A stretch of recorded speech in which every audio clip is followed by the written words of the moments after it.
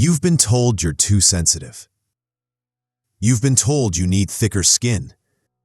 You've been told that crying over small things means you can't handle real life, that you're emotionally unstable, that you're weak. You've been told this so many times by so many people that you started to believe the diagnosis was correct. It wasn't. The label you were given, fragile, overly emotional, too much, was not a psychological assessment. It was a misreading, and the people who gave it to you were describing their own tolerance threshold, not your actual wiring. What you are is not broken. What you are is a high-sensitivity processor, and that changes everything. Identity upgrade. Here's what that means. Most people operate with what we'll call standard emotional bandwidth. They receive input, process it at a default depth, and output a proportional response. It's efficient. It's adaptive for most environments. You don't have standard bandwidth. You have expanded emotional bandwidth. Your system doesn't just receive emotional data, it amplifies it, cross-references it with memory, scans it for subtext, and then processes the emotional architecture underneath the surface event. Think of it like this. Most people have emotional hardware that runs at 60 frames per second. Yours runs at 240. You're not seeing more emotions. You're seeing the same emotions in higher resolution. And that's not a defect. That's a different operating system. The tears aren't the problem. The tears are the exhaust. They're what happens when your system processes more emotional information than your body knows what to do with in real time. It's a release valve, not a collapse. Biology over personality. This isn't about personality. This is about neurobiology. Your limbic system, the part of your brain responsible for emotional processing, has a lower activation threshold. That means it doesn't take as much input to trigger a response. You're not overreacting. You're reacting to more data than other people are even registering. On top of that, people who cry easily tend to have higher baseline cortisol and a more reactive parasympathetic nervous system. When you encounter something emotionally significant, your body moves faster into a rest and release state. Crying is your nervous system trying to regulate itself. It's not dramatics. It's biology trying to keep you stable. And here's the part most people miss. This system also makes you better at reading emotional environments. You pick up on micro-expressions, tonal shifts, unspoken tension. You know when something is wrong before anyone says it. That's not anxiety. That's pattern recognition running in the background at all times. 3 psychological mechanisms. Let's break this down into 3 core mechanisms that explain why you cry easily and what that actually gives you. Mechanism 1. Affective empathy overflow. Affective empathy is the ability to physically feel what someone else is feeling. Not imagine it, feel it. When someone near you is in pain, your brain mirrors their emotional state in real time. You're not trying to be compassionate. Your system automatically runs their emotions through your own circuitry. Here's what that looks like in real life.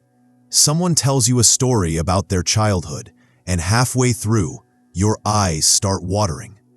They're not even crying. But you feel the weight of what they're describing in your chest.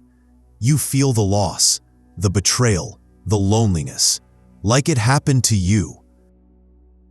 The cost. You absorb emotional states that don't belong to you. You walk away from conversations carrying weight you didn't arrive with. Other people unload, and you're left holding it.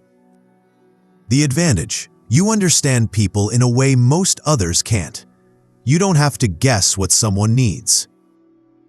You know, and in relationships, in leadership, in any context where human understanding matters, that makes you irreplaceable. Mechanism 2. Emotional granularity. Most people experience emotions in broad categories: happy, sad, angry, scared.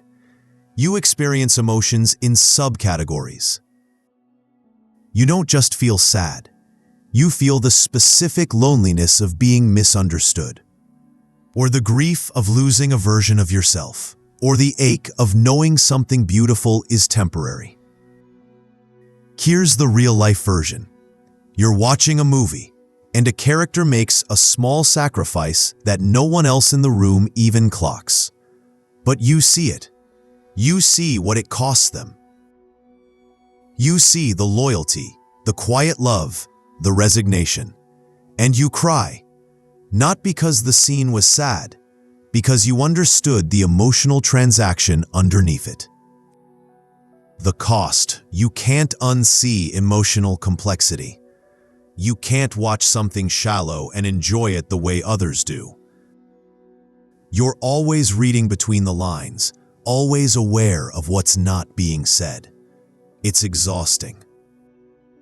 The advantage: you experience life with more depth than most people ever will. Art hits you harder. Music means more. Relationships feel richer. You're not numb. And in a world that's constantly trying to flatten emotional experience, that's not weakness, that's range. Mechanism 3. Threat detection sensitivity. Your brain is wired to detect emotional threats earlier than other people. Criticism, rejection, conflict, loss. You see it coming before it fully arrives. That's not paranoia. That's your system doing what it was designed to do: protect you by giving you advance warning. Here's how it shows up. Someone's tone shifts slightly, and you feel your throat tighten. They haven't said anything cruel yet, but you know it's coming. Or you make a small mistake at work, and you tear up immediately, not because the mistake was huge, but because your brain is already running the simulation of what it could mean: disappointment, rejection, failure. The cost? You live a few seconds ahead of everyone else emotionally. You're reacting to what might happen, not just what is happening. That makes you seem fragile to people who don't understand you're just faster. The advantage? You adapt before others even realize there's a problem. You course correct early. You protect yourself in ways that people with slower systems can't. And while others are blindsided by relational ruptures, you saw the cracks forming weeks ago. Evolutionary justification. Here's the question that breaks the whole "you're too sensitive" argument. If being an easy crier was purely a weakness, why does the trait still exist? Evolution doesn't preserve liabilities. If high-sensitivity processors were a net negative for survival, the gene pool would have filtered them out thousands of years ago. But it didn't, because tribes needed people like you. Not everyone can be the warrior.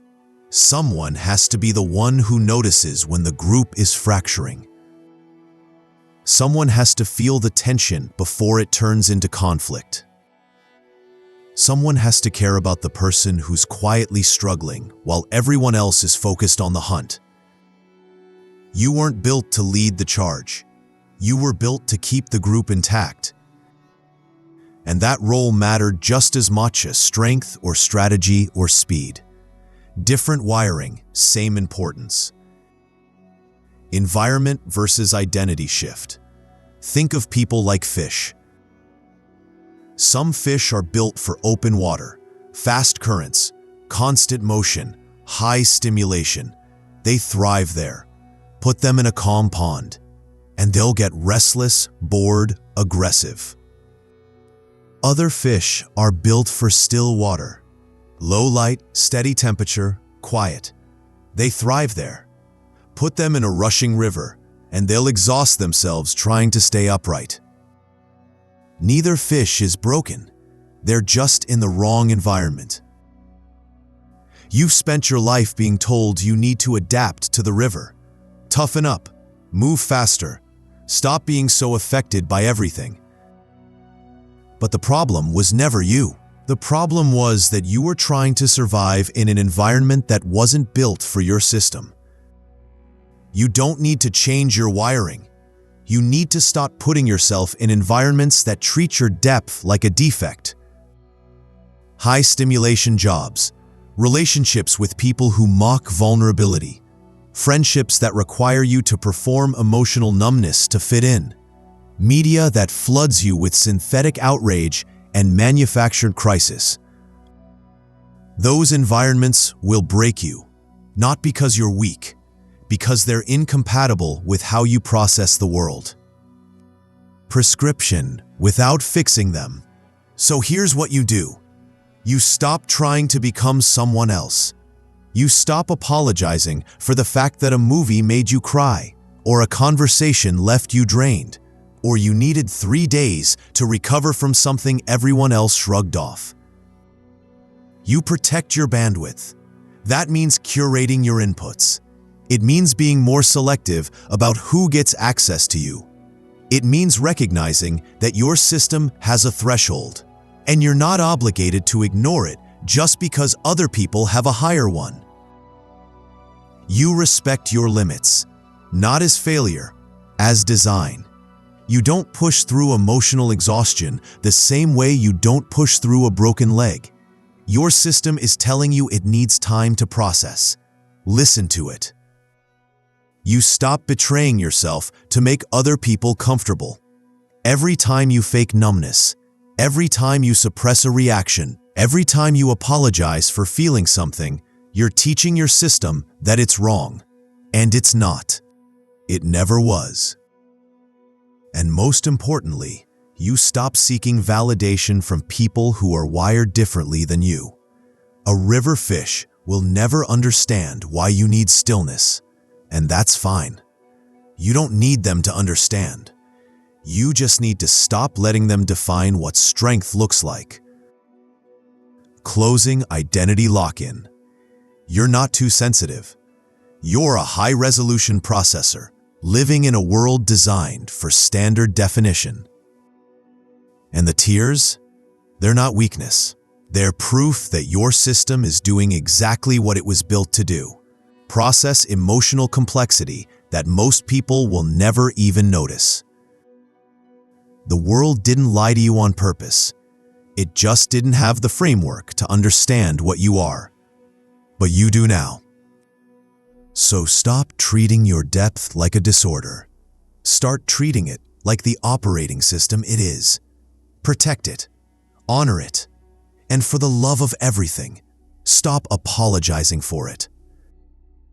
Because the people who shame you for crying easily are the same people who will never understand the weight of what you're actually carrying. And that's not your failure. That's theirs.